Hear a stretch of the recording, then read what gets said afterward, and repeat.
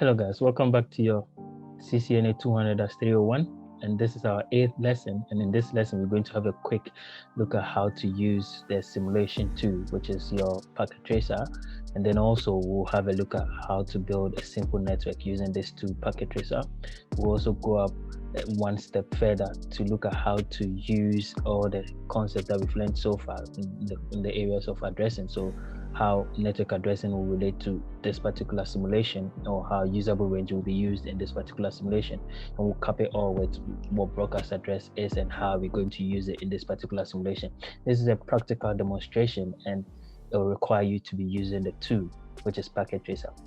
If at any point in time you would want to get a copy of the tool or the software, you could send me an email. I'll leave my email in the description below, and just send that to me, and I'll just, once you send that, just leave me a comment on YouTube, and I'll also come back to reply to you with the software. So send me an email and leave me a comment saying you've sent me the email.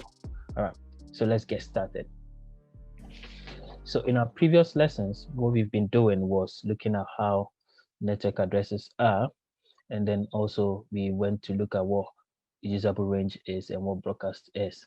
We mentioned that a network address is just some form of an identity for your network, and also the usable range are the IP addresses that are used for each machine in your network. So we can say synonymously, the usable range can be likened to your name.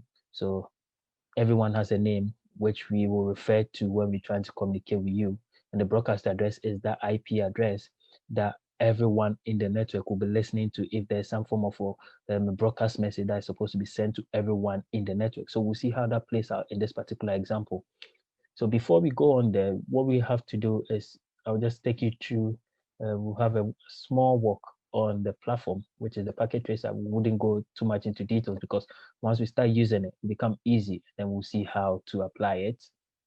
Okay, so the first thing that we'll look at will be down there where we have our tools. So you could see that on the left corner, left down corner, so you could see we have what we call network devices. So once you click on that, it brings out what we have down here. So we have routers, switches. We'll see what that means. We have hubs, wireless devices, we have security devices, and the cloud or once emulation. So we'll have a look at some of them going forward in subsequent lessons.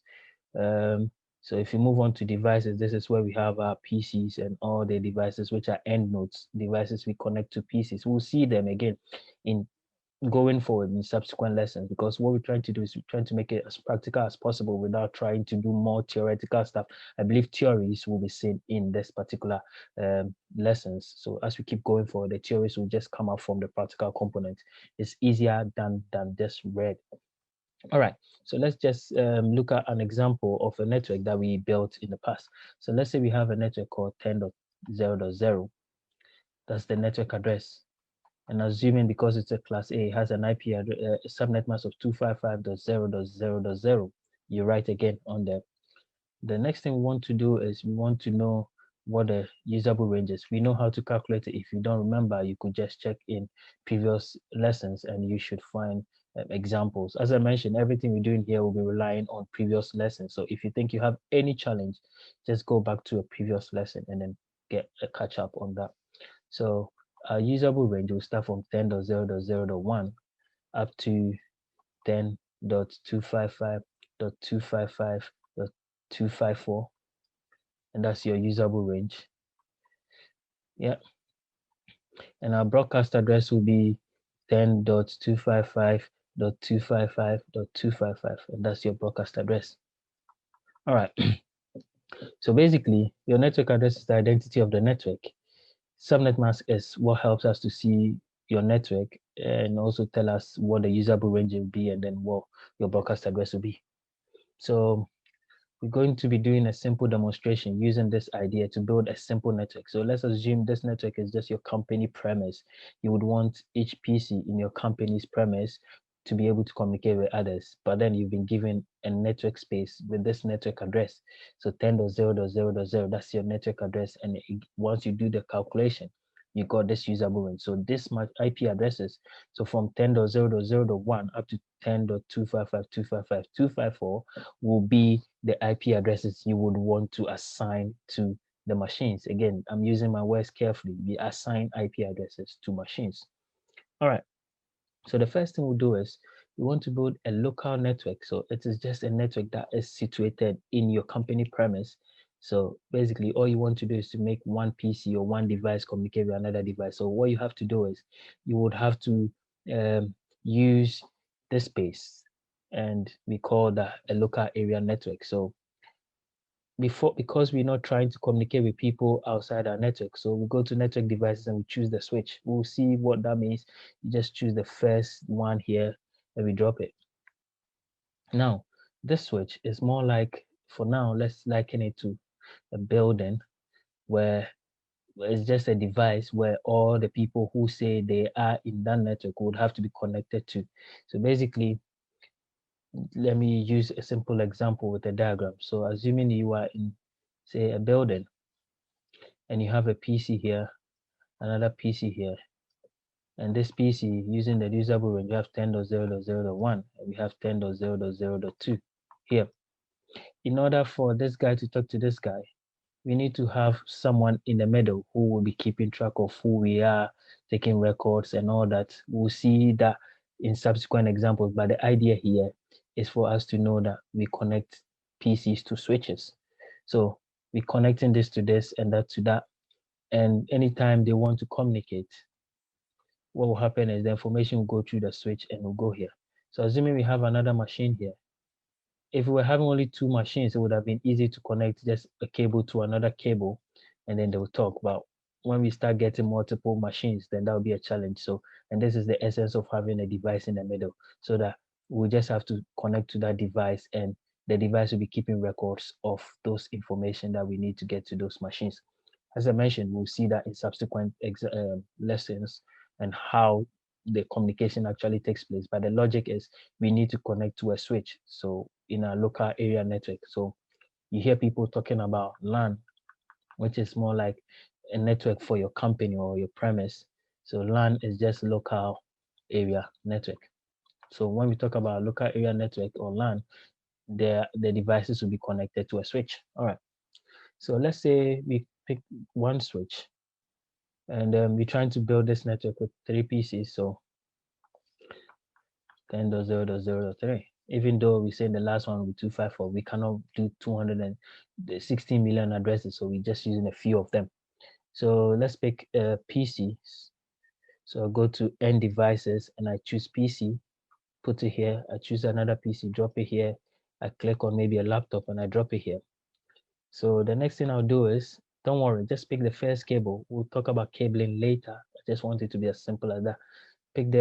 Go on to connections and you pick the first one and you click on the device, you click on that, you click on the device, you click on that, you click on the device and you click on that. You should have something similar to what I have here. Now that we're done, the next thing for us to do is to kind of give you the labels so that at least when we go in and we configure, we will not be making mistakes. So I pick this. This is just for documentation sake. So I write 10.0.0.1. This is to signify that I want to give this PC this IP address. And this one is 10.0.0.2. And this will be 10.0.0.3. And these are the pieces we have in this network. All right. So now you could just go back and click on that tool up there, just so we get our cursor back.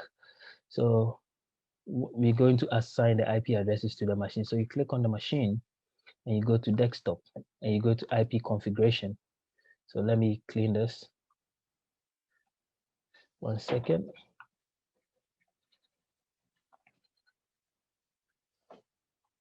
So we click on 10.0.0.1 as the IP address. Automatically, the system will recognize that this is a class A. So boom, we get a class A address, and that's all you need to do.